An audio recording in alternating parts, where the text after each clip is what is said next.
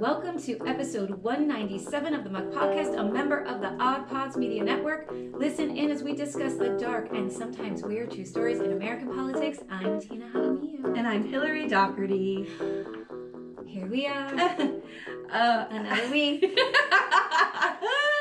You know, last year we dressed up in Halloween costumes, which I guess we still have time. I was thinking about that this morning, except my shirt hasn't gotten here yet. It's getting here today. Ooh. And you know what else? This has nothing to do with my Halloween costume, but it literally just popped in my head. Is the Three's Company theme song? Oh, come and knock at my door, because of the shirt coming. Like, because Susie and Summers died last week. Yes. I've had that song in my head all week. Oh my gosh, she was so cute on that. Oh, Chrissy, she was adorable. Blonde with bangs. I don't understand how hot that is, though. And her little shorts. Oh my god. So cute. So cute. R.I.P. Rip. I know. Anyway, so maybe we can dress in Halloween costumes next week, but it will come out the day after Halloween. That's okay, right? Oh, do we give a fuck? I mean, who sets the rules around here? We do. Are you sure? Every day's Halloween. Every day's a horror show. Yeah. I mean, in the state of Florida anyway. Yeah. So what do you got? We probably have similar We might have some similar things. One thing that I thought was funny was, you talked about it last week, was DeSantis helping Israeli Americans come back. Mm-hmm. And then he left them stranded. Oh, in Cyprus? In Cyprus. And the thing is, like, if this was a genuine act of wanting to help people. Right. You know, like... But this isn't. This is everything this man does is a political stunt. That's why he doesn't care that they're there stranded, right? Because, like, he still has his news bite that he's saving these people. And the other thing that, like, is cuckoo for Cocoa Puffs for me is, this is the same man who had people flying Nazi flags outside of Disney with flags with his name on it, and he's never once condemned it. Right. And now all of a sudden... Israel's important. Here he is. Yeah. Oh, I'm sorry. You didn't get one of his new campaign t-shirts? Oh God. It says DeSantis Airways, and it's got a plane on it. So... No, that's not a political stunt at all, Tina. I can't imagine why you would think that. Why he's at How could you make a t-shirt on that? That is insulting. He's disgusting. People he's using it as dying. a terrorist attack as a political stunt. People are for dying. His campaign. And you have DeSantis Airways? Yep. And also, I love that he came off the campaign trail to stand on the tarmac with his goofy ass face. Could you imagine you've just been through this horrific thing, you just want to get home, and here you get off and you gotta shake this guy's you come off the plane and there's Meatball DeSantis with his boots. His high heels, his lips. Yeah, it's gross. Those pictures of his feet in the boot. Yeah, there's something in that boot. Da boot. It's a lift. It is a lift. Yeah, which also... I mean, this poor man. Listen. This poor man. The psychological examination on this person, I would love. Somebody give it to me, please. I would love a physical and psychological. Yeah. You know, like, is his penis really small? You know what I mean? Wait a minute. You need an example for that question because... I mean, we already know the answer. We already know the answer. Also, how dare you say penis? That's my job on the podcast. I'm sorry. I'm the one who says penis. Well, do you want to stick in Florida for a minute before we talk about... I want to give a shout out to Senator Jason Pizzo. First of all... Oh my God. First of all... He's a king. He's king. He's a king. He's our little, wonderful king. Yes. Yeah. And... this is what we're talking about. So last week I lost my mind. Hey, but I'm better now. I took my psychotropic drugs and I'm better now. He takes the reins. Okay. Pizzo is a guy that takes the reins. But he also listens. Yes. He's aware. So this motherfucker this week kicked off a month-long campaign of going to all the colleges across the state of Florida. Imagine that. Hitting the youth. By the way, not going to, places like Century Village, where old people are. Yeah. No offense. But most people are set in their ways. Yeah, we all need to motivate these kids. We need these kids. We need the youth. These are the people we build the bench from. And when I say kids, it's not meant to be an insult. You know what I mean, children. No. You're all beautiful angels, and we want you to vote Democrat. Yes. And I think Pizzo is exactly the type of person who should do it. He's not old, right? He's not incompetent. He's not going to play their games. He's straightforward. If you've ever been in a room with him, he's no bullshit. Yeah. And he's going to go, yeah, this all sucks. Like, this is awful. And but here's what I need from you. Yeah. He's an action guy. Yes. We need that here. And so I love it. And I also want to say, why is the party not letting people know about it? I think that we have a real problem here of not working together and everybody wanting credit. And like, you can still promote a senator coming in, the minority leader in the Senate. You can promote his tour without getting butthurt about it. Yeah. Like, please, like, we need more people to know. We need people to see that we're doing these things. This is really important work. Yeah. We need and this is why we need the youth too. We need like a social media storm. We need someone that, that's constantly putting out all the good stuff that's going on, ways where you can go help register to vote. Like, I can imagine if you're hitting all these colleges, like, they're registering people to vote and hopefully doing petitions. Listen, and hoping, I guess there was a voter registration day a couple of weeks ago, and I saw a tweet from the Dems this week because now I'm scouring their Twitter all day, and it was like a video from Nikki Fried, and she said, it's voter registration day. We're sending out 500 volunteers across the state, which I thought was pretty awesome. I mean, we've got 30 million people who live here, but it's something. Yeah. But also, I know I said bitch last week. Listen, bitch to me is a term of endearment. Right? Like, Tina and I are talking, I'm like, bitch. Yes, it wasn't like you're a bitch. But also, like, bitch, get it together. You know what I mean? Like, that's kind of where I'm at.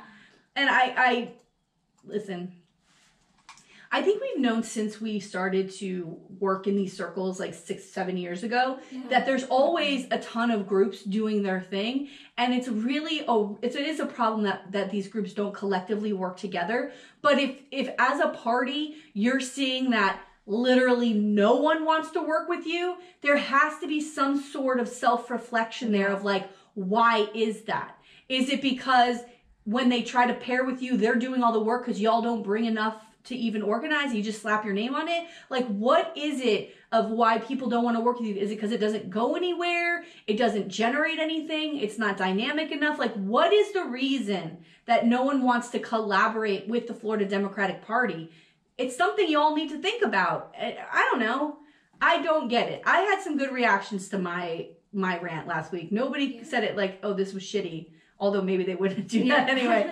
But if you felt a certain type of way and you want to talk to me, please reach out to me. I'm willing to like talk about it. I want to hear about it. But everybody who reached out to me thought that it was great. So, and I also want to say this too. When I was editing it, I thought, did I not give her enough time to make a difference? Right? Like, we need to give her the space to be able to.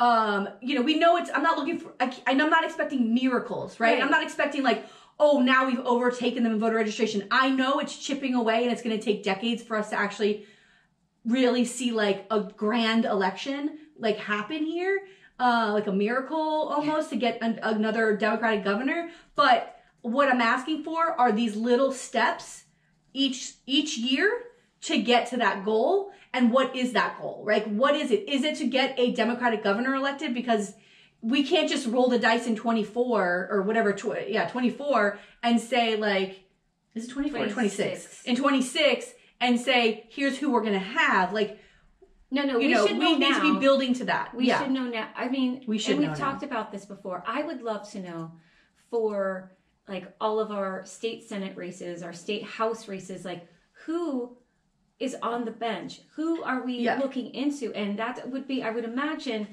county by county, right? That I'm sure with the different districts, but like the county clubs, right? Or not clubs, I guess. Whatever. Caucuses, but, like Broward Democrats.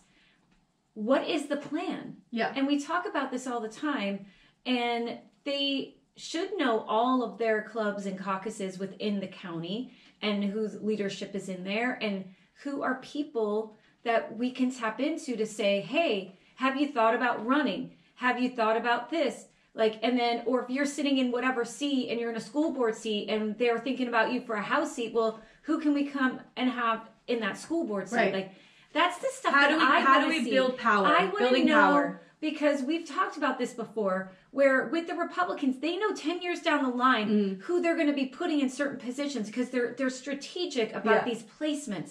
And I would love to see that in Broward. Or is there a strategy meeting? Is there a way where is there a committee, something that's just like a build the bench committee where that's what they do and tap into like who are leaders that we see emerging from volunteer groups and things. And think about like how can we use these people, empower them, or get them confident enough to maybe want to run for something. Yeah. Well, I mean, why can't we do something like that? We absolutely could. All right, we're starting the committee. Yeah. I mean, absolutely. Hi, Broward. And also be able to say to someone who wants to run for office but isn't ready yet, here are the things that you can get involved in right now and the people you should know that can help you. But you're not just going to jump in this race because you're not prepared for this. And there's people running right now that I feel that way about. Know, start small and then move again. Set your sights on a realistic goal that can actually be achieved. But again, it's the ego. It's the ego. It's the ego. It's the ego. And it's all these different. My husband says it all the time that the Democratic Party is fractured because there's so many special interests. There's so many. But local seats shouldn't be like that. They shouldn't be like that. But we don't have. There's no. I don't know. I don't feel like it's cohesive. It's not. You know. Please. To get a binder and start putting plans together, they'd go, we don't have money for a binder. You know what I mean? It would take it's simple planning and organization. Put people to work. It's such a mess. It's such a mess. I'll help and do stuff. Ask me to do stuff. Tell me what needs. Where is the opening? Oh, God bless. You know what I mean? Like, where is there a space of like we need help with X, Y, Z? And then somebody can go. We heard somebody putting a thing together about that, like who should run for what seats or what seats will be open, and we need to know who to fill them with. But also, here's the other thing. Oh, no, I know someone who's doing that because, remember, you were part of it. That's right. But, you know, like, where do we go from there? Yeah, and I mentioned the Broward County Commission last week because it looks like, listen, I love you all. If you hear this, I love you. The people who work behind the scenes there. Yes. Not the commissioner. I don't give a fuck. It looks like The Walking Dead sitting up there. Okay? It's enough. It's enough. There are some people sitting on that commission that single-handedly doomed us in 22. Steve Geller. What are you doing? And also, you have people that work behind the scenes there that have worked there for a long time that are perfectly capable of taking over those seats. That's the kind of stuff that we should be doing. Instead of treating them like your gophers, you should be showing them the way because they make so much money. They make so much money at that commission. They're not going to give up that money. These people aren't your lackeys. Yeah, and also, they're the ones doing all the work for you. It's time. Like, if we are going to build a strong party, this is how we do it. This is how we do it. And what are you going to do? Die in the seat? Come on. Get the fuck out of here. Yeah. Come on. What are you? What is this? What is this? What are you doing? What are you, Feinstein? Nobody gives a fuck. And and you sent me that clip of Zappa. Yes. About wanting to be remembered. Yes. Doing something memorable. And he's like, I don't give a fuck if anybody remembers me. Yeah. He said it's people like Reagan and Bush who want to do these tremendous things because they want to be remembered. Right. Oh, they're remembered. And the tremendous things are not good. They're remembered. They're not good. And so like go bow out gracefully and start. I would have more respect for any of those commissioners if they were, like I said, bringing somebody under their wing and preparing us and keeping that seat as a Democrat safe seat. I'd have more respect for you than what's happening now, which is just holding on for dear life. They serve in the Senate in Florida, they serve in the House, and they come back here and run for a seat. There's nobody else available. Hang up your hat. It's enough. You know what? Please. Again, please. Like these seats are not supposed to be lifetime seats. Yeah. You give your time to your community and then you have to move on. Yeah. We need fresh ideas. We need new energy. And it's like I feel like I'm being ageist every time. But I have specific people in my mind I know could take those seats right now and be fucking great at them. Like I don't know what you're doing. It's anyone that has this, ego is good. Too much ego is bad. Ambition is good. Too much ambition is bad. You know what I mean? You say it all the time. They have this and they don't want to let it go because they want to be invited to the things they want. you could still go to all the things. You could go back to just being a member of a club or a caucus and still volunteer and give time and be respected. And people will probably still come to you for advice and for things like that. Absolutely. You'll be honored. You'll be honored. Give other people time in the spotlight. But also think about it this way. Think about it this way. Like I said last week, like there's reasons why people like Maxwell Frost and Anna Eskamani are revered and like rallied around, because the way that they speak about issues, they're honest, they're straightforward, and they're young and they're energetic and they know what the fuck they're talking about. There are so many people in Broward that are like that. And when we look at our party here, we want to be able to present in that way. We want to be dynamic and fresh and honest and straightforward and about the future. That's not what this looks like right now. No. It doesn't look like the future. It looks like we're still sitting in the past 20 years ago. We need to really think about how we're building power here. I'm only focusing on Broward because I don't know enough about everywhere else around the state. But here, it looks like dead man's land. Like, it doesn't have to look that way. We have really competent people in their 20s who can take over these jobs and know it frontwards and backwards, and will go to Tallahassee and fight for Broward County. Like, you know what I mean? Like, on Broward days. Like, they go up there. You are not owed this seat, and no one... Stop! I don't want to hear about any of them running for office again in Broward. No fucking way. And you know, is there someone that can have a conversation with them? No, because we don't have a strong Broward Democratic Party. You know, if you had a leader in that party who could actually who was respected enough in the way that he would be listened to, that they would be listened to, then that would be a different thing. Yeah. Same thing with, you want to create a list of like who should run in these seats. You need to have a strong party leader who's going to say, we're not going to show you support because this is the person who has the track record and is going to run in the seat, and we've done the polling or whatever, and we know this person's going to win. It's not your time, but here, let's see where we can fit you in. Thank you so much, but let's see where we can fit you in. But they don't have that power because they don't have anything to offer. The Broward Dems can't give you volunteers. They can't give you money. They can't give you time. They can't give you anything. Mailers. They can, you know what they'll do? They'll mail your picture out next to your other Democratic opponent. And be like, I don't know, pick one. Like, fuck off. Like, that's ridiculous. You offer nothing. Because we don't, and I get like, you know, there's so many people that we love and all that, you don't want to pick sides, but you know, there's a time where you do have to pick sides, because we know in recent history, a seat that was lost. Seat that was lost. I am not even a psychic, and I know what she's talking about. Nancy Fry. Nancy Fry, all right? For no reason.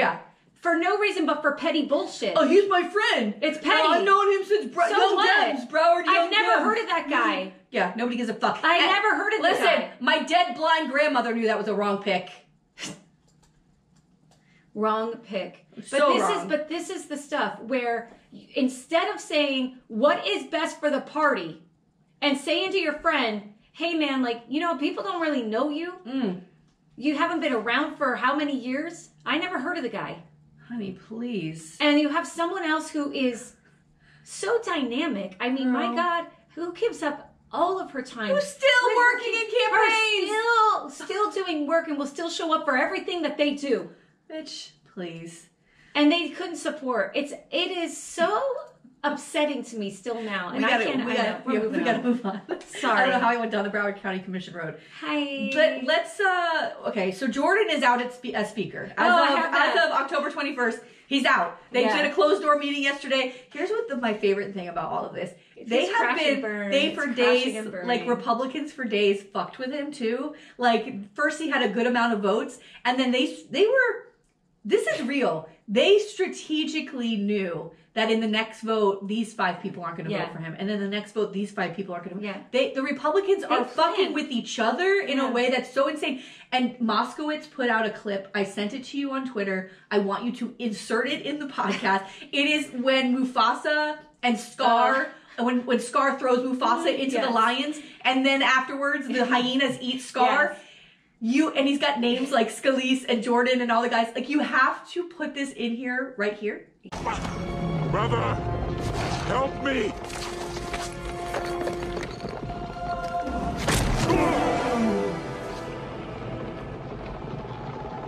Long live the king.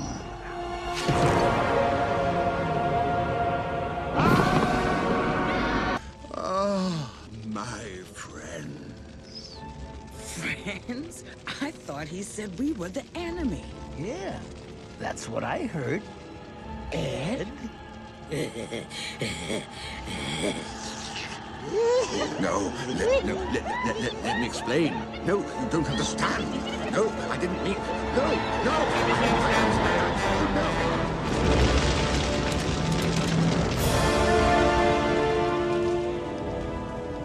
And now we're back. You have to watch this. I mean, that clip is insane. It's insane. And it's so perfect. And Moskowitz, please go look at Jared Moskowitz. He's our house rep on Twitter. He is the official Let's Drag Jim Jordan account. Yes. And I'm living for every second of it. It's so good. It's so good. I just love him because he's quick with a quip. He's quick with a line. He knows. He loves making fun of them. Yeah. And I love it. I love every second of that. I have one last thing. Okay. Is that, so, our friend of the pod, Harold Pryor, who's our Broward County State Attorney, created a,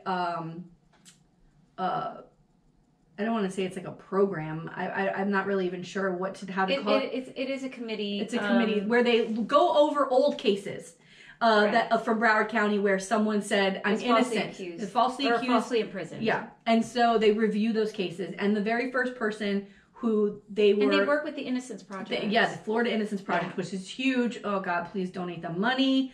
The first person they were able to free from prison, he had been in prison for 16 years because he was wrongfully convicted, is Leonard Cure. And it was of a robbery. Yeah, which he wasn't there. It was like the witnesses it was just all bad. And he was in prison for 16 years, which is traumatic, So he gets out. I can't even. I can't either. He gets out this week. Actually, I'm sorry. Within the last week, the legislature and DeSantis signed off on this record $1 million payout to him for being wrongfully convicted in the state of Florida. And he was visiting his mother in Florida, and then he was driving home to Georgia because he got out of Florida. Lucky. Gets out of Florida, goes to Georgia. He's living in Georgia. He's speeding down the highway. He gets pulled over. The cop asks him to get out of the car. And he gets out of the car and he's asking the officer, like, why am I being, he pats him down. And then he says he's under arrest. And the second. For what? For the speeding? So I'll tell you about my speeding experience in Georgia. Yeah. So the cop explains to him that speeding in the state of Georgia is a felony. Like it's a crime, arrestable crime. Now I was speeding in the state of Georgia in June on the way home from my nephew's graduation. I got a ticket. I was in the car with my parents and my children. I got a ticket and I moved on my way.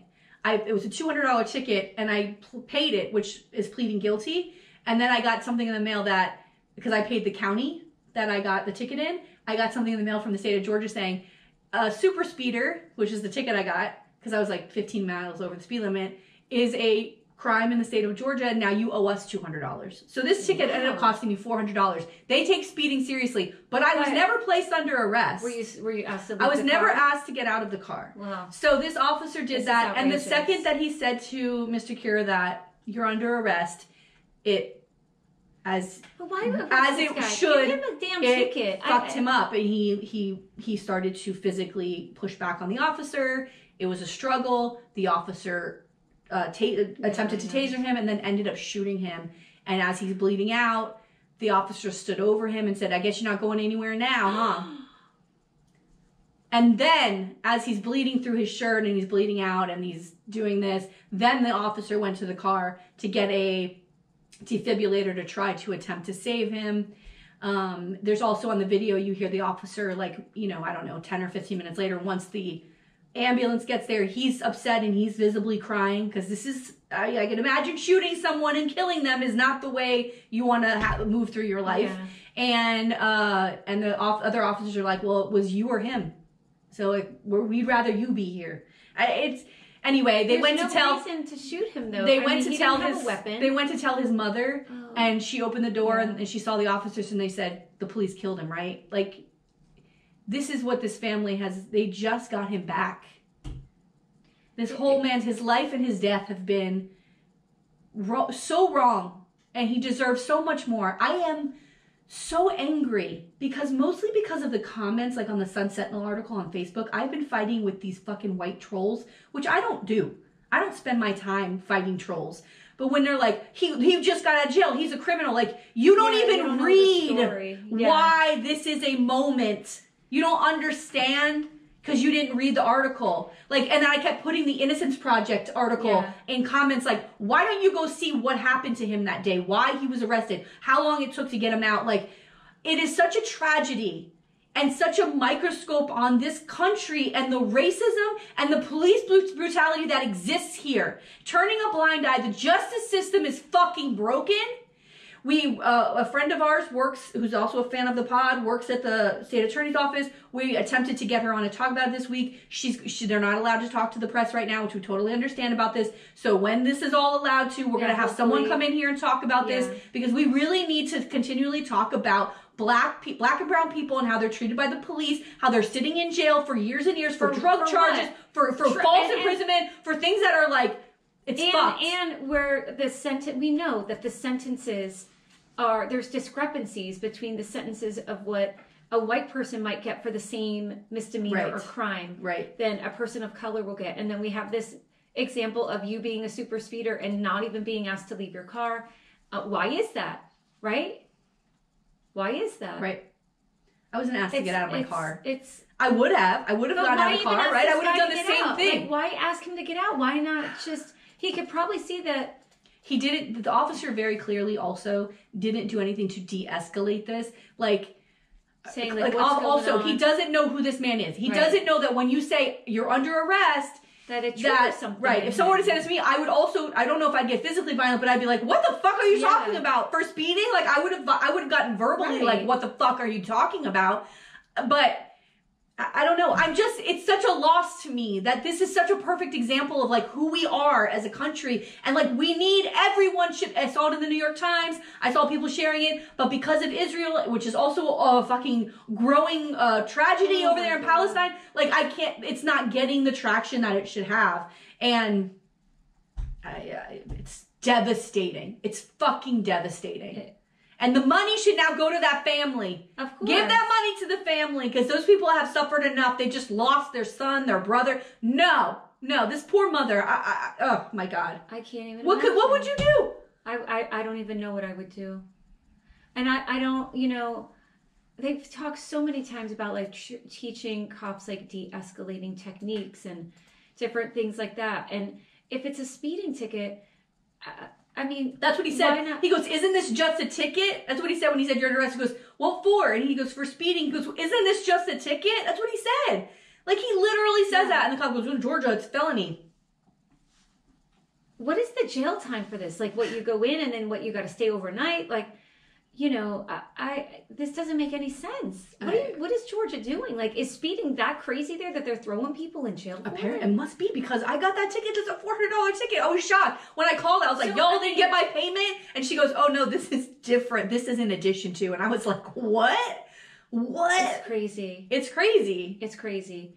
But, so fine, jack up ticket costs. Yeah. You know what I mean? I think he much rather would pay a $400 ticket and be alive right now. And then if someone isn't paying their tickets and now they've got a piled up set of tickets, and then you want to say, okay, well, you have all of these unpaid tickets, you're violating your license. Like, that's a different story. But to stop someone once and then, threaten them with arrest when you're not threatening everybody with arrest. Yeah.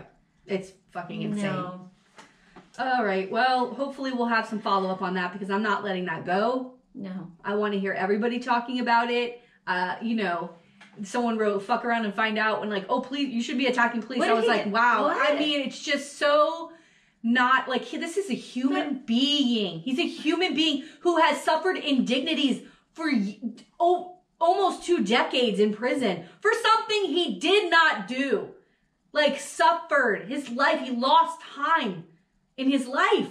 And fuck around and find out? That's your reaction? Like, the whole thing is fucked. You don't understand why he would be physically start to get upset about that, and then he's killed on the side of the fucking road like a dog. Fuck you, man. Fuck you. And this whole thing about, just because someone is a police officer doesn't mean that we have to automatically trust that they're good and right and just. Like, we have seen incident after incident. And so, like, just to be like, oh, well, it's the cops. Well, you can't say that anymore because we've seen so many incidents of cops behaving badly that why are we going to just automatically assume or trust that the cop is on the right side of it? Yeah, and P.S. If the just taser, I don't even understand why you have guns. Like, put those rubber bullets. Those things hurt. Yeah. Like, you can why do we have... I know that this is going to sound super naive and crazy, but, like, why do cops have guns? Yeah. Like, I don't get it. Like, if the taser isn't working, let him run to his car and drive away. You've got the license plate. You've got all the information. Right. Like, let him go. I would rather there be, like, let's find this guy and take him to jail because he fled, he tried to fight me, than let's shoot him on the side of the road. And kill him, yeah. Because it's unfair. And figure out what's going on. Yeah, no one deserves to not... Yeah. What would the officer think once he knew that? Right. I don't know. I watched the video. I didn't like it. I don't agree with pushing back on police, but in this situation, my God. Anyway, I got a long story. Ooh. Are you ready? I'm ready. Okay. Let's go. This guy, honey, it's so much fun, and I'm excited to tell you about it. Okay, let's go. Today, by the way, the first time I've done a story, it feels like in a month. Really? You know? Yeah, it's like 3 weeks. Yes. Okay, so today I'm covering former Louisiana governor and U.S. Senator Huey Long. Oh, hi. Hi. Okay, let's go. So good. Okay, so Long was born on August 30th, 1893, near Winfield. Old timey. Near Winfield, a small town in north central Louisiana, the seat of Wynn Parish. Now, parishes instead of counties. That's what happens in Louisiana. I'm from Jefferson Parish. Although Long often told followers he was born in a log cabin to an impoverished family, they actually lived a very comfortable life in a farmhouse and were well off compared to others in Winfield. Wynn Parish was impoverished, and its residents, mostly Southern Baptists, were often outsiders in Louisiana's political system. In the 1890s, the parish was a bastion of the Populist Party, and in the 1912 election, socialist presidential candidate Eugene V. Debs, who Tina covered on the podcast, received 35% of the vote, and Long embraced populist sentiments. One of 9 children, Long was homeschooled until the age of 11. In the public system, he earned a reputation as an excellent student with a remarkable memory and convinced his teachers to let him skip 7th grade. Wow. Now, this is something, his ability to convince people of things, starting here at, 12 or 13, is what this dude, he's like a magician. Ooh. Like, I've never, he moves this way and really becomes governor and senator because of his ability to manipulate people. Oh, I like it. Yeah. At Winfield High School, he and his friends formed a secret society, advertising their exclusivity by wearing a red ribbon. According to Long, his club's mission was, quote, to run things, laying down certain rules the students would have to follow, end quote.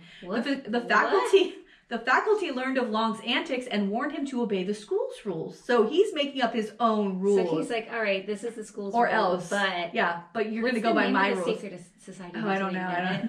Long continued to rebel, writing and distributing a flyer that criticized his teachers and the necessity of a recently mandated 4th year of secondary education, for which he was expelled in 1910. Get the fuck out. Wow. Oh, you don't want to go to school for 4 years? How about you just leave now? How about you just leave now? Wow. Although Long successfully petitioned to fire the principal, he never returned to high school. So he got his principal fired. Wow. So pamphlets, secret society. Yeah. I love this guy. Yeah. As a student, Long... I feel like I'm not going to love him. No. As a student, Long proved a capable debater. At a state debate competition in Baton Rouge, he won a full tuition scholarship to Louisiana State University. Without a high school diploma? Yeah. Because the scholarship did not... he basically talks his way in and out of school. It's incredible I don't know what he's doing. This is crazy. Because the scholarship did not cover textbooks or living expenses, his family could not afford for him to attend. So he was unable to also attend because he did not graduate high school. Yeah. I know. like, wait a minute, don't you have to have a diploma? That's not going to stop him. That's not going to stop him. Hold on. Instead, he entered the workforce as a traveling salesman in the rural South. In September 1911, Long started attending seminary classes at Oklahoma Baptist University at the urging of his mother, who was a devout Baptist. Living with his brother George, Long attended for only one semester, rarely appearing at lectures. After deciding he was unsuited to preaching, Long focused on law. Borrowing $100 from his brother, he attended the University of Oklahoma College of Law for a semester in 1912. How did he even get into this? He doesn't even have a BA. I don't know. Also, maybe law school works different too, because remember, sometimes you could apprentice, but he's not working for a law. He's don't. in school. No. Can I do this? Can I just? Can I give somebody $100 and now make me a lawyer? Yeah. I want to get my PhD. Help me out. To earn money while studying law part-time, he continued to work as a salesman. One of the four classes Long took, he received 1 incomplete and 3 C's. So, he's not even a good student. He hasn't gone to college yet. So that might be a prerequisite, bitch. He got kicked out junior year, didn't go to college, and now he's in law school. I just tried to write out I can't. I don't even know how to spell it. I don't know how to say it, but it's so fucking funny to me. And we should maybe make it the title and spell it the way I wrote it. Oh my God. It's so bad. It's so bad. Okay. He later confessed he learned little because there was, quote, too much excitement, all those gambling houses and everything, end quote. He's having a fucking good time. He's at college. Yeah. Law school. Gambling houses in college. They didn't have that when I went to school. And everything must be fucking. Like, what else could that be but girls, right? Like, I mean, poker and, all those gambling houses and everything. Whorehouses. Yeah. Can I say whore anymore? I mean, I don't know where I'm at anymore. Long met Rose McConnell at a baking contest. The two began a 2.5-year courtship and married in April 1913. On their wedding day, Long had no cash with him, and he had to borrow $10 from his fiancée to pay the officiant. What are you doing? Red flag, bitch. Yeah, Red flag. How did you not know this beforehand? He goes like this, touch pad in his pocket. I forgot my wallet. Oops. And they met at a baking contest. That's so Southern. Yeah. She's like, oh, there she is with her little cherry pie. And Cena, don't get X-rated on the podcast. She's my cherry pie. Sweet surprise. Sweet cherry pie. What do you have? A cherry pie.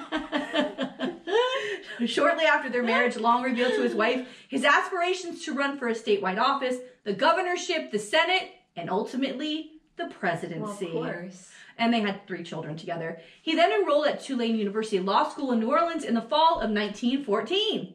After a year's study that concentrated on the courses necessary for the bar exam, that's all he wants to do. What's the fastest way to do this? He successfully petitioned the Louisiana Supreme Court for permission to take the test before its scheduled June 1915 date. He was examined in May, passed, and received his license to practice. Oh, so he doesn't even have to go to law school. Yeah. He's just smart. And then says to the Supreme Court, everybody's taking it in June, but I want to take it in May. And they're like, sure, go ahead. According to law, he said, quote, I came out of that courtroom running for office. And he certainly does. Ooh. So let's get into this. As a lawyer in 1915, Long established a private practice in Winfield, where he's from. He represented poor plaintiffs, usually in workers' compensation cases. And he avoided fighting in World War I by obtaining a draft deferment on the grounds that he was married and had a dependent child. He successfully defended from prosecution under the Espionage Act of 1917 the state senator who had loaned him the money to complete his legal studies. Wow. So he's in there with these guys already, right? In 1918, he invested $1,050, which is equivalent to $18,000 today, in a well that struck oil. Holy shit, right? The standard... Black gold. Yeah. But we're in Louisiana. Black gold. Why is that so funny with that fucking accent? Gold. Because it's some fucking guy with 2 teeth who's saying it. He's like, damn, we're rich, mama. We struck black gold. gold. Oh my god. And then he Can gets you paid imagine 2 that? cents for it and he loses everything. Right, but can you imagine like people who like struck oil back in the day? Oh my god. It's wild. Bro, that movie by Martin Scorsese that's out now with the did you see the trailer? Beverly Hillbillies, girl. No, I know Beverly Hillbillies, but there's a scene in I think it's Killers of the Flower Moon is the name of the movie, and it's about Osage, which is a Native American troop. Yes. There's in the trailer. There's a new trailer I just saw that was really good for it, but you see these Native Americans dancing in the oils coming out. You know, that's when now the white man's coming. Yeah. You got black gold, and white man gonna sniff it out from you. Yeah, and take it. So this well strikes oil, but the Standard Oil Company refused to accept any of the oil in its pipelines, costing Long his investment. Because, you know, Standard Oil is shady as fuck. Wow. Yeah. And the episode served as the catalyst for Long's lifelong hatred of Standard Oil, which we will come back to. Uh-oh. That same year, Long entered the race to serve on the 3-seat Louisiana Railroad Commission. According to historian William Ivy Hare, Long's political message said, quote, would be repeated until the end of his days. He was a young warrior of and for the plain people, battling the evil giants of Wall Street and their corporations. Too much of America's wealth was concentrated in too few hands, and this unfairness was perpetrated by an educational system so stacked against the poor that, according to his statistics, only 14 out of every 1,000 children obtained a college education. The way to begin rectifying these wrongs was to turn out of office the corporate local flunkies of big business and elect instead true men of the people, such as himself, end quote. I mean, we could have that very same statement about someone running today. Yeah. Also, so a lot of there when we start to get into it, there's a lot of comparisons between him and like DeSantis and Trump, because once he does get into power, then it's all over. It's like, a shame. It turns into a monster. It's a shame. So the race was close, but Long defeated his opponents for a seat on the commission. So on the commission, Long forced utilities to lower rates, ordered railroads to extend service to small towns, and demanded that Standard Oil cease the importation of Mexican crude oil and use more oil from Louisiana wells. Ooh. In the gubernatorial election of 1920, Long campaigned heavily for John M. Parker. Today, he is often credited with helping Parker win these northern parishes. After Parker was elected, the two became bitter rivals. So something must have happened. Yeah. Their break was largely caused by Long's demand and Parker's refusal to declare the state's oil pipelines public utilities. Because he still wants to get that money, right? Yeah. And he thinks this is a way to do it, but this motherfucker won't go along with it. Long was infuriated when Parker allowed... I mean, what you can't get someone in office to do your bidding. What? I mean, I know that's like the only reason he wants to do anything. I know. Well, Jesus. Yeah. So Long was infuriated when Parker allowed oil companies led by Standard Oil's legal team to assist in writing severance tax laws. Long denounced Parker as a corporate chattel. Ooh. The feud climaxed in 1921 when Parker tried unsuccessfully to have Long ousted from the commission. By 1922, Long had become chairman of the commission, now called the Public Service Commission. Here we go. That year, Long prosecuted the Cumberland Telephone and Telegraph Company for unfair rate increases. He successfully argued the case on appeal from the United States before the United States Supreme Court, which resulted in cash refunds to thousands of overcharged customers. Wow. Now, does that not send him home a hero or what? Yes. Yeah. After the decision, Chief Justice and former President William Howard Taft praised Long as, quote, the most brilliant lawyer who ever practiced before the court, end quote. Yeah, he didn't even go to school. Yeah. So, yeah, Tina, how about that? I mean, you were making fun of him because he didn't go to college. You get his prerequisite. Here he is. Yeah. Prerequisite. Yes. I got it. My brain clicked. I got it. Okay, so governor. Here we go. In the 1924 election, on August 30th, 1923, Long announced his candidacy for the governorship of Louisiana. He stumped throughout the state, personally distributing circulars and posters. He denounced Governor Parker, his asshole buddy up there, as a corporate stooge, vilified Standard Oil, and assailed local political bosses. He campaigned in rural areas disenfranchised by the state's political establishment, who he called the Old Regulars, which is who we talked about this morning earlier in the podcast. The old guard. The Old Regulars. Since the 1877 end of the Republican-controlled Reconstruction government, they had controlled most of the state through alliances with local officials. With negligible support for Republicans, Louisiana was essentially a one-party state under the Democratic Old Regulars. When we say Democrats, you know, we talk about the, what do we call them? The Southern Democrats, right? The people who, like, were for slavery before everything. Yes. Okay. So holding mock elections in which they invoked the lost cause of the Confederacy, the old regulars presided over a corrupt government that largely benefited the planter class, which is like the upper, people who own property, the upper middle class families. Despite an enthusiastic campaign, Long came third in the primary and was eliminated. The Ku Klux Klan's prominence in Louisiana was the campaign's primary issue. While the two other candidates strongly opposed or supported the Klan, Long remained neutral, alienating both sides. It was the only election Make a decision. he ever this lost. Shouldn't be a hard... Yeah, but he's trying to play both sides, Yeah. right? And like, that's... You can't do that Yeah, this is sometimes. Louisiana. Are you with the Klan or not? So, in 1928, he runs again. And he spent the intervening 4 years building his reputation in political organization, particularly in the heavily Catholic urban South. Despite disagreeing with their politics, Long campaigned for the Catholic U.S. senators in 1924 and 26. Smart. Government mismanagement during the Great Mississippi Flood of 1927 gained Long the support of Cajuns, whose land had been affected. He formally launched his second campaign for governor in 1927, using the slogan, quote, "Every man a king, but no one wears a crown," end quote. Oh. I thought you'd like that. Yes. Long developed novel campaign techniques, including the use of sound trucks and radio commercials. His stance on race was unorthodox. According to T. Harry Williams, Long was, quote, "the first Southern mass leader to leave aside race baiting and appeals to the Southern tradition and the Southern past and address himself to the social and economic problems of the present," end quote. Okay. Also smart, right? Not blaming. Yeah. Okay. The campaign sometimes descended into brutality. When the 60-year-old incumbent governor called Long a liar during a chance encounter in the lobby of the Roosevelt Hotel, Long punched him in the face. Ooh! Fuck you! 60 years old, he punched him in the face. Punch him right in the face. Wow. I need it. Yeah. I want someone to get punched in the face. Gates. I was gonna just say Gates. He's got that punchable face. Someone just do it. Behind closed doors. Just tell me it happened. I don't need to see it. Off that face. That fucking asshole. What an asshole. Those squinty eyes. Oh my God. That I chin. have never in my life.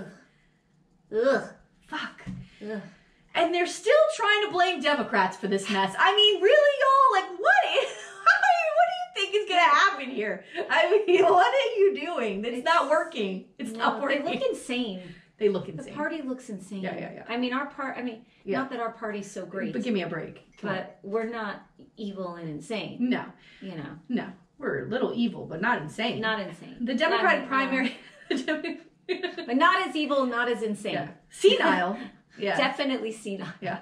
When the 60-year-old... Although they got their seniles over there with Trump, who can't even, That's true. finish sentences anymore. Motherfucker's stroking out on camera, and they're like, put him back out there. He's doing fine. McConnell's fine. Yeah, McConnell. Motherfucker has 2 strokes on Trump. camera, and they're still trotting him and his ass out. Woo! His name's not that strong. Y'all don't need to hang on to that guy either. Like, I don't know what you're doing. They're like, they're But hanging on to that wall. because look who's behind him. Gates. Like, that's who you're gonna trot out as the person who's running this now. Jesus. Y'all need to get it together. Okay, so in the Democratic primary, Long polled 126,000 votes, a plurality of 43%. His margin was the largest in state history, and no opponent chose to face him in a runoff. After earning the Democratic nomination, he easily defeated the Republican nominee in the general election with 96.1% of the vote. Holy shit. And at age 35, Long was the youngest person ever elected to governor of Louisiana. Some 15,000 Louisianians traveled to Baton Rouge for his inauguration. He set up large tents, free drinks, jazz bands on the Capitol grounds. And while previous elections were normally divided culturally and religiously, Long highlighted the sharp economic divide in the state and built a new coalition based on class. Long's strength, said the contemporary novelist Sherwood Anderson, relied on, quote, the terrible South, the beaten, ignorant, Bible-ridden, white South. Faulkner occasionally really touches it. It has to be paid for. Right? Okay. I love Sherwood Andrews. He has a great book called Winesburg, Ohio. That's like my favorite. Nice. It's like a collection of short stories, but they're all connected. Nice. Sorry. No, love it. Sorry. Literature moment. Book moment. So his first year in office. Once in office on May 21st, 1928, Long moved quickly. Here we go. Now, this is my favorite. Yeah, this is what we know. When somebody gets that power, how they handle it and what they do next is always who they are, right? And so this guy gets into office and baby, it's like massacre time. Like, we are going to start chopping fucking heads off. Let's go. Okay. So he moves into office May 21st, 1928. He quickly consolidated power, firing hundreds of opponents in the state bureaucracy at all ranks, from cabinet level heads of departments to state road workers. Wow. Like previous governors, he filled the vacancies with patronage appointments from his network of political supporters. Every state employee who depended on Long for a job was expected to pay a portion of their salary at election time directly into his campaign fund. No, that has to be illegal. Of course. Once his control... Can you imagine that? Yeah, have you given your money yet? God. Do you want another paycheck or no? Wow.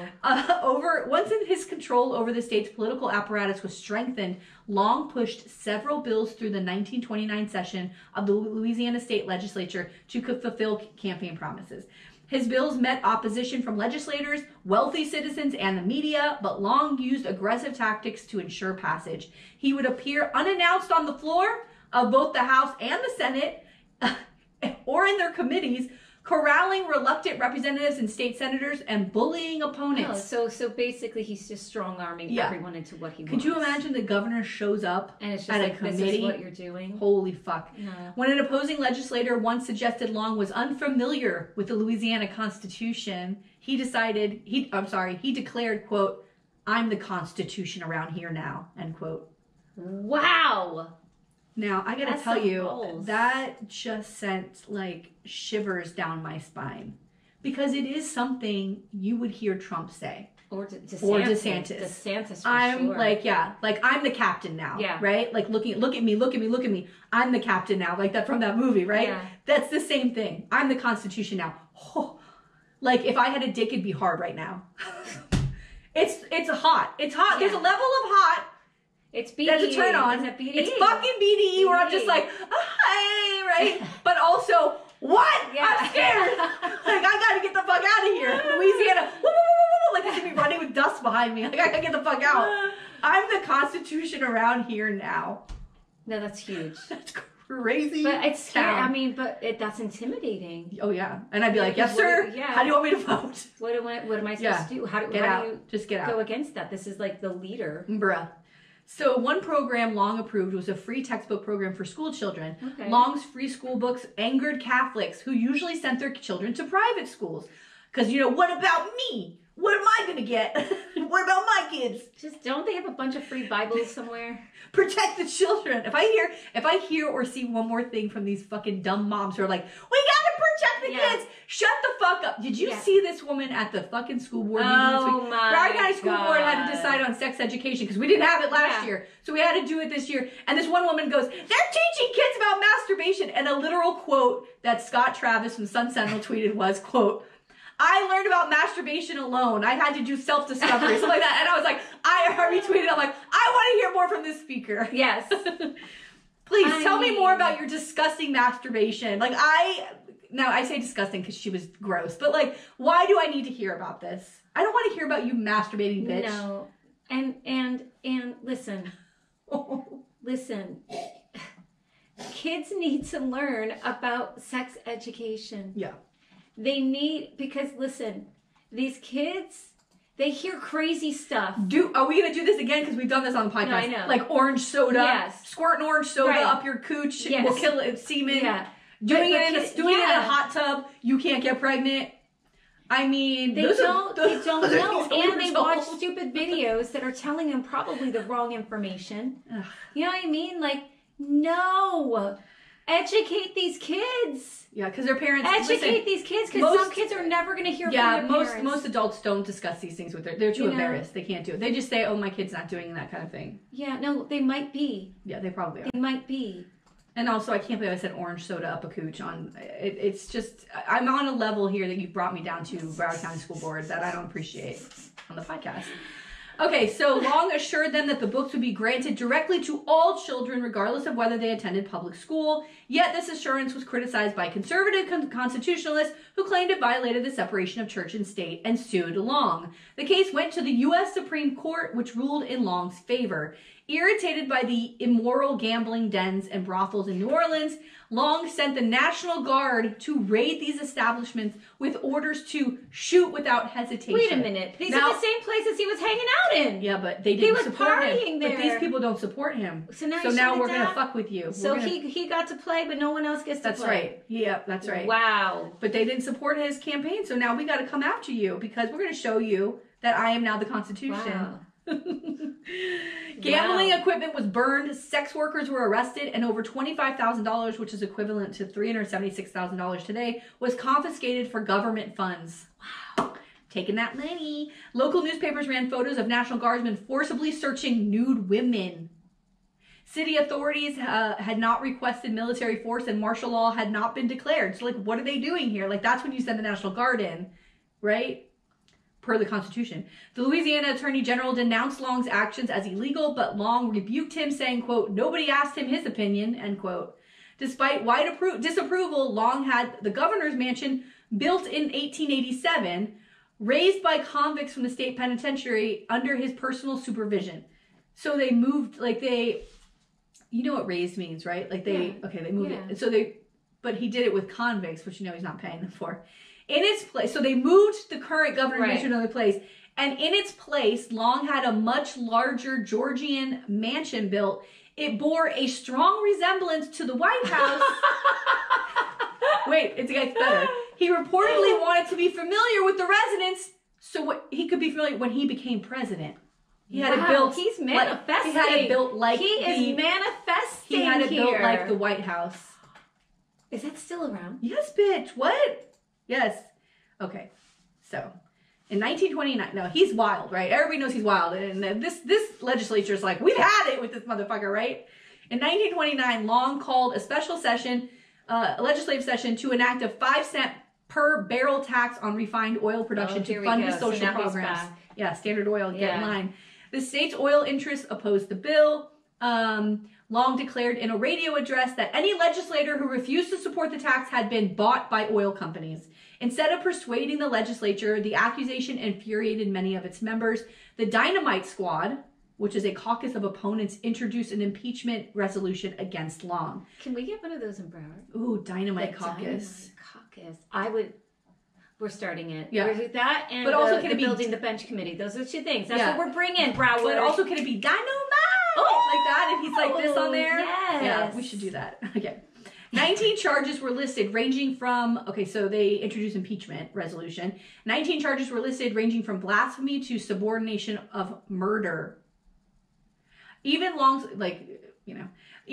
Lieutenant Governor Paul Sear supported impeachment. He accused Long of nepotism and alleged he made corrupt deals with a Texas oil company. Concerned, Long tried to close the session.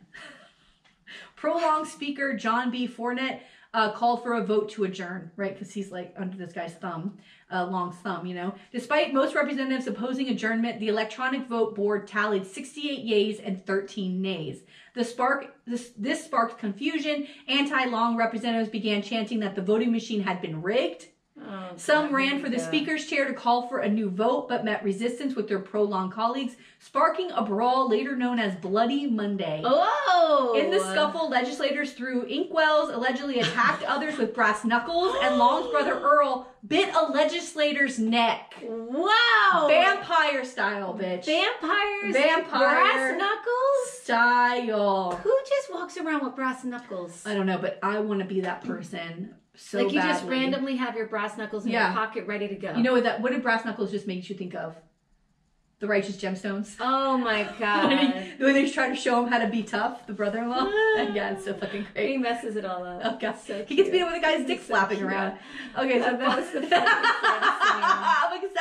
Am I really watching this? Following the fight, the legislature voted to remain in session and proceed with impeachment. Proceedings in the House took place with dozens of witnesses, including a hula dancer who claimed that Long had been frisky with her. Oh. He was impeached on 8 of the 19 charges. Frisky. Yeah. Oh my god. He was impeached on 8 of the 19 charges. Long was the 3rd Louisiana governor charged in the state's history. Long was frightened by the prospect of conviction because it would force him from the governorship and permanently disqualify him from holding office in Louisiana. He took his case to the people with a mass meeting in Baton Rouge where he alleged that impeachment was a ploy by Standard Oil to thwart his programs. Which, wow. I mean, it could have been. That's true. But also, you're an asshole, so... Maybe if he wasn't so much of a jerk. Yeah. Yeah. The House bruised ego. Yeah. The House referred the charges to the Louisiana Senate, in which conviction required a 2/3 majority. Long produced a round-robin statement signed by 15 senators pledging to vote not guilty regardless of the evidence. The impeachment process, now futile, was suspended without an impeachment trial. So he was able to gather enough to be like, well, what's the point, right? It has been alleged that both sides used bribes to buy votes and that Long later awarded the round-robin signers with positions or other favors. Of course, following the failed impeachment attempt, Long treated his opponents ruthlessly. Oh, so now... Because just like Omar from The Wire, if you're going to come at the king, you best not miss, right? You best not miss. And so here we go. Like, this is now what you're going to get. Because this guy don't give a fuck. He fired their relatives from state jobs and supported their challengers in elections. Long concluded that extra legal means would be needed to accomplish his goals. He said, quote, I used to try to get things done by saying, please. Now, I dynamite them out of my path, end quote. Ooh. Receiving death threats, he surrounded himself with bodyguards. Now a resolute critic of the lying press, Long established his own newspaper in March 1930 called the Louisiana Progress. Oh, this is like a Truth Social. That's right. Exactly. This is Truth. This is the 1900 early 1900s version of Do Truth everything Social. you can to get your own words out. Yeah. The paper was extremely popular, widely distributed by policemen, highway workers, and government truckers. So, it's like everything is just a carbon copy, but with technology too. Yeah. It doesn't end. You know, Trump isn't the first one to manipulate. It's 100 years later. Yeah. Here we are. It's 100 years later. Yeah. And anybody want to buy a shirt that says DeSantis Airways on it? So shortly after the impeachment, Long, now nicknamed the Kingfish, was, after an Amos and Andy character, announced his candidacy for the U.S. Senate in the 1930 Democratic primary. So now here's our next step in his manifestation. I know him as a senator. Okay. Oh, you do? Yeah. Okay. I guess some of his shenanigans. He framed his campaign as a referendum. If he won, he presumed the public supported his programs over the opposition of the legislature, obviously. If he lost, he promised to resign. On September 9th, 1930, he, of course, wins his election. And although his Senate term began on March 4th, 1931, Long completed most of his 4-year term as governor, which did not end until May 1932. So he was holding both seats, like refused to step aside. I guess if it's not in the I think maybe now, probably is now. By occupying the governorship until January 25th, 1932, Long prevented Lieutenant Governor Sir, who threatened to undo Long's reforms from succeeding to the office. Wow. Yep. And he's a senator, so like now you're up against that power as well. Yeah. In October 1931, Sir learned Long was in Mississippi and declared himself the state's legitimate governor, which we've also seen this before, right? Where now we're going to start doing whatever we want. In response, Long ordered National Guard troops to surround the capital to block Sir's coup d'etat, and petitioned the Louisiana Supreme Court. Long successfully argued, like he always does, that Sir had vacated the office of lieutenant governor when trying to assume the governorship and had the court eject Sir from his position as lieutenant governor. Now governor and senator-elect, Long returned to completing his legislative agenda with renewed strength. He continued his intimidating practice of presiding over the legislature, shouting, "Shut up" or "sit down" when legislators voiced their concerns. Wow. In a single night, Long passed 44 bills in just 2 hours, one every 3 minutes. Jesus. He later explained his tactics as, quote, "the end justifies the means," end quote. Long endorsed pro-Long candidates and wooed others with favors. He often joked with his legislature was the, quote, "finest collection of lawmakers money can buy," end quote. Ass kissers. Like, also, it's the thing that is like fucking kind of shocking too is that he's just saying the part that nobody says out loud. right? Like he's saying that. There's no ramifications. Yeah, I wish they would do that now. Like, why is Jordan? Right. Just say how you feel about Jordan. Say the quiet part out loud. Let's hear it. Okay, he organized and concentrated his power into a political machine, a one-man operation, which is basically what they called it. He placed his brother Earl in charge of allotting patronage appointments to local politicians and signing state contracts with businessmen in exchange for loyalty. Long appointed allies to key government positions, such as giving Robert Maestri the office of Conservation Commissioner and making Oscar K. Allen head of Louisiana Highway Commission. Maestri would deliberately neglect the regulation of energy companies in exchange for industry donations to Long's campaign fund, while Allen took direction from Earl, the brother, on which construction and supply companies to contract for road work. Wow. Concerned by these tactics, Long's opponents charged he had become the virtual dictator of the state, which is true, right? Now, I'll tell you a little bit about him being a senator because there are things that happen there that are important that he does, but I can't get into everything. But there are some social things that he does that. So in the Senate, he was a major pain in the ass, like in D.C., just like he was in Louisiana. Right. He held up major legislation for days with long, fiery speeches on the floor and using the filibuster to try to derail legislation. Filibuster. Yeah, he supported FDR, American Badass, for president in 1932, but wasn't given a prominent speaking tour by the campaign to support FDR. Like he was given little spots in the South to like give speeches. I don't think his ego can. So he doesn't kind of like thing. it. No. So when the president was elected, Long opposed most of the president's agenda, including the New Deal. Wow. This annoyed FDR, so he had Long's finances investigated by the IRS, but of course they came up empty-handed. But he also had other people around him being investigated, and a lot of them were arrested. Wow. Yeah. So this is like, again, what a waste of time and money. Because one guy is just a jerk. Yeah. One guy is a jerk, and all of this time is wasted. Yeah. So he continued to maintain effective control of Louisiana while he was a senator, and he was blurring the boundary between like federal and state politics. Like, it's crazy how he kept his hand in Louisiana. I mean, very stronghold. And he chose his childhood friend, Oscar K. Allen, to succeed King in the January 1932 election to be governor. And with the support of Long's voter base, Allen won easily, permitting Long to resign as governor to take his seat in the U.S. Senate in January 1932. And then Allen, widely viewed as a puppet, dutifully enacted Long's policies. And when Long visited Louisiana, Allen would relinquish his office for the senator and working outside of his receptionist's desk. So this motherfucker would roll into town and be like, "This is and my get office." into the governor's office, and this guy would walk out and sit outside of the secretary's desk. That is so demeaning. Yeah, demoralizing, right? Oh my God. Though he had no constitutional authority, Long continued to draft and press bills through the Louisiana state legislature. Oh my God! Can you imagine Only Rick America. Scott? Could you imagine Rick Scott doing that?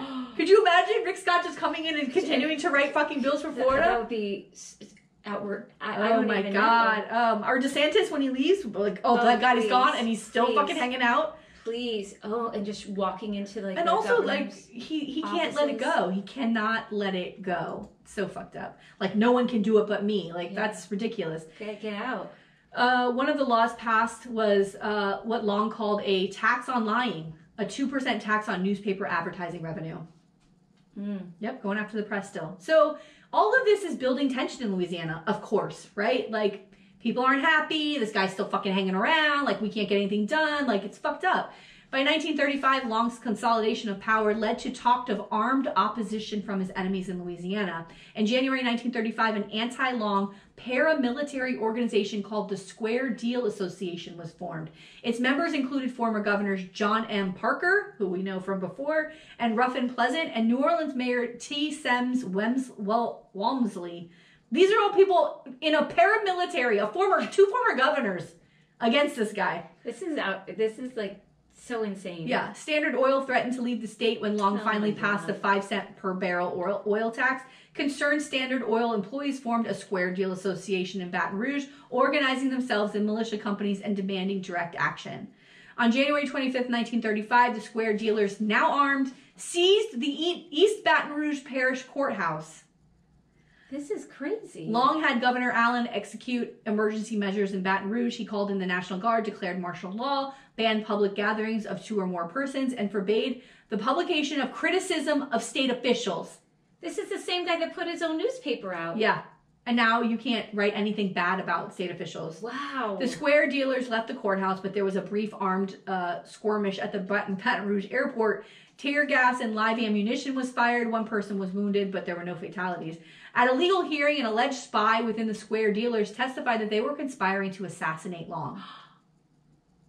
In the summer of 1935, Long called 2 special legislative sessions in Louisiana. He's not the governor. He's not the governor. He's the senator. Bills were passed in rapid fire succession without being read or discussed. But what are these bills? Oh, God knows. Please. This guy. Is wild. Yeah, whatever it is bad. Here we go. It's in my next paragraph. Yeah. The new laws further centralized Long's control over the state by creating new Long-appointed state agencies, a state bond and tax board holding sole authority to approve loans to local governments, a new state printing board, which could withhold, quote, official printer status from uncooperative newspapers. What? A new board of election supervisors, which would appoint all poll watchers, and a state board of censors. So basically, he has a little, dictatorship happening. Yeah. He's trying to control the press. It's the First Amendment. And always elections, right? Yeah. Always elections. They stripped away the remaining powers of the mayor of New Orleans. Long boasted he had, quote, taken over every board and commission in New Orleans except the Community Chest and Red Cross, end quote. Wow. A September 7th special session passed 42 bills. The most extreme, likely aimed at Roosevelt and his federal agents, authorized Louisiana to fine and imprison anyone who infringed on the powers reserved to the state in the 10th Amendment of the United States Constitution. Man. Okay, so here we go. Hate him. Yeah. On September 8th, 1935, Long traveled to the state capitol to pass a bill that would gerrymander the district of an opponent, Judge Benjamin Pavey, who had held his position for 28 years. Obviously, he's not a fan of Long. Long's like, we're going to make sure you don't get these votes so you can't be elected judge ever again. This is the whole gerrymandering. Oh, girl. But also, it's been a tool in this fight for power for forever. God knows how long. Get rid of it. Yeah. Just get rid of it. At 9:20, nobody wants it. No. And also, it's just the way, listen, Florida was just told they have to go back. Alabama was gerrymandering, maps taking away power from black and brown voters, and they just told the Supreme Court's no. Just do some kind of mathematical equation. There are people out there, we've seen it before, we've talked about it before on the podcast, that there are people who have done this in an equitable way that have no interest, right? Are just some math nerds. Yeah. Just do it. And also, if you make it equitable, but it's always and you're so afraid, right? If you think everybody fucking loves you, that's it. Yeah. If everybody loves you and everyone thinks you're right and they all think you're amazing, what are you afraid of? That's right. Trust in the voters and trust in your position and policies. Yes. But they know that it's bullshit. Yeah. You're empty suits, nothing to offer. At 9:20 p.m., just after passage of the bill effectively removing Pavey, this judge, Pavey's son-in-law, Carl Weiss, approached Long and, according to the generally accepted version of events, fired a single shot with a handgun from 4 feet away, striking Long in the torso. Long's bodyguards then fired at Weiss with their pistols, killing him. An autopsy found Weiss had been shot at least 60 times. Wow. Long ran down a flight of stairs and across the Capitol grounds, hailing a car to take him to Our Lady of the Lake Hospital. He was rushed to the operating room where surgery closed perforations in his intestines, but failed to stop internal bleeding. He died at 4:10 a.m. on September 10th, 31 hours after being shot. I remember hearing about his death. Yeah. I mean, I don't want to say he deserves it. No, but what did you think was going to happen? Yeah. I mean, you have your bodyguards. You there's only so far you can push people before they push back. Listen, I'm not saying that that's what's happening here, but I understand the frustration of watching things slip away where even your mere existence, trans people and LGBTQ people, black and brown people, their history, their mere existence is being washed away or not acknowledged, right? Or even financial ruin because of insurance costs. I know I harp on it, but it's a real thing, and people are in dire straits here. Reproductive rights, man. We're losing young girls that don't want to stay in the state. Yeah, you can only do so much. You can only go so far to where people get very frustrated, and it's so short-sighted to like what the real issues are here, that you in your place of power could do so much good, and you choose to do evil. According to different sources, his last words were either, quote, "I wonder what will happen to my poor university boys," end quote, or it was, quote, "God, don't let me die. I have so much to do," end quote. I don't believe either of those. I mean, maybe they're true, and if they are, geez. I think it's the "I have so much to do." Yeah. That's what I think it is. This man was relentless. Yeah. You're dying. Just fucking go, man. He's still like, I've got 42 more bills to pass in 3 hours. Like, where's my pen? Yeah, my God. Where's my pen? Over 200,000 people traveled to Baton Rouge to attend Long's September 12th funeral. His remains were buried on the grounds of the Capitol. A statue, this is incredible, look at our notes, our pictures, depicting Long was constructed on his grave. This fucking statue, and it's facing the Capitol building, but it's like this huge statue, like a monument, and then his statue's at the top, and he's like this, and he's facing the Capitol building. It's like, why would you want this haunting image staring at you every day going to work? Ugh. Although Long's allies alleged he was assassinated by political opponents, a federal probe found no evidence of conspiracy. Like, you know, we had those groups that had gotten those paramilitary groups. This was a son-in-law who was watching his father-in-law lose his lifelong job of like being a judge. Probably was a good, I don't know, let's just say he was a good guy, who the fuck knows, but like was losing his livelihood. Got pushed to the edge. Yeah, and they retired, and now and it was personal. It was personal. So Long's death brought relief to the Roosevelt administration, which would win in a landslide in the 1936 election. Roosevelt's close economic advisor, Rexford Tugwell, wrote that, quote, "When he was gone, it seemed that a beneficent peace had fallen on the land. Father Coughlin, Reno, Townsend, who were other people who were killed, were, after all, pygmies compared with Huey. He had been a major phenomenon," end quote. I mean, he's a presence for sure. Yeah. Tugwell also said that Roosevelt regarded Long's assassination as a providential occurrence. So the aftermath. After Long's death, a family dynasty emerged. His brother Earl was elected lieutenant governor in 1936 and governor in 1948 and 1956.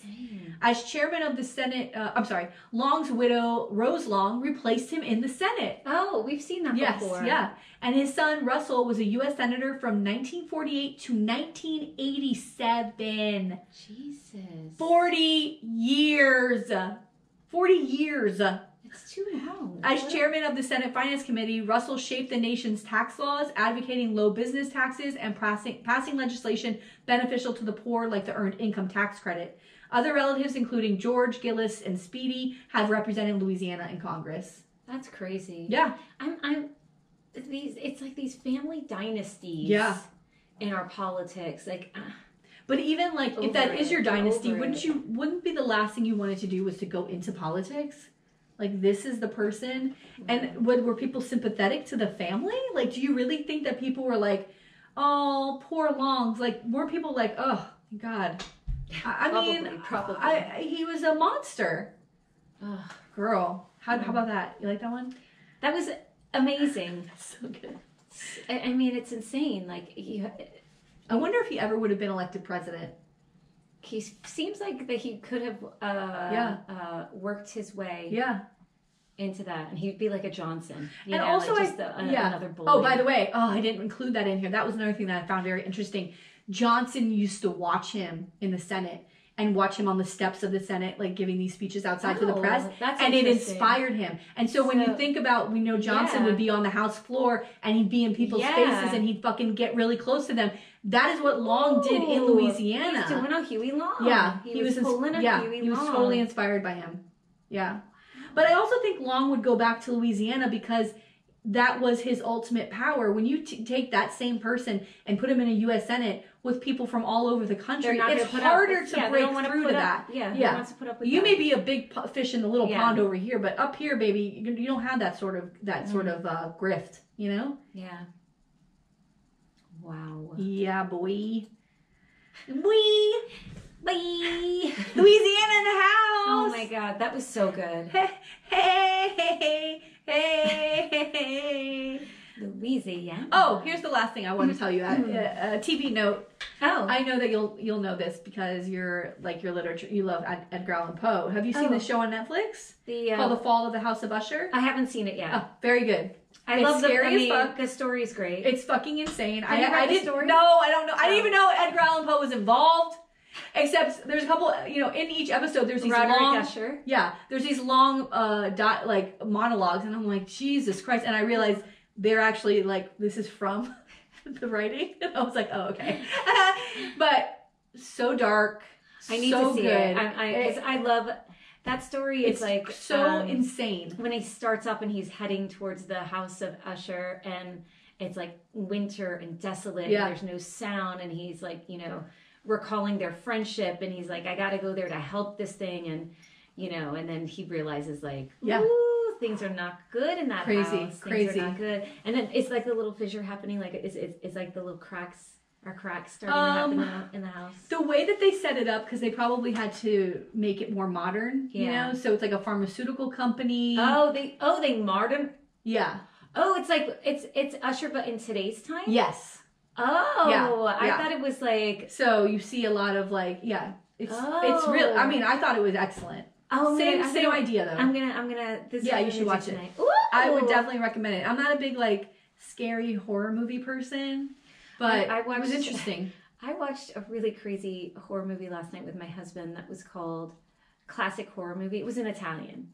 Oh God. And oh my God. It was so wackadoodle. Yeah. It was wackadoodle. But yes. On our last, one of my favorite things that Tina does is when she like wants to tell you something that happened to her, right? And she's going to tell you a memory. In our last episode, there was a part where we were talking about the music. And when Tina's about to tell me a good story, because she goes, there was this time, and her eyes close and she kind of leans down like this. And on the YouTube, you can see me. I look at her, I go, oh, here it comes. I know it's coming. There was this time, or when you hear many moons ago. Many moons ago. And they're always fucking great stories. We were talking about that last night when I was out with Emma and everybody. And she was like, every time Tina drops a little nugget, I learn more about her. I go, there's a lot going on there. There's a lot going on that we don't know. I love all of them so much. Oh my God. Good stories. All right, well. Hey. We'll see you next time. All right. Bye. Bye.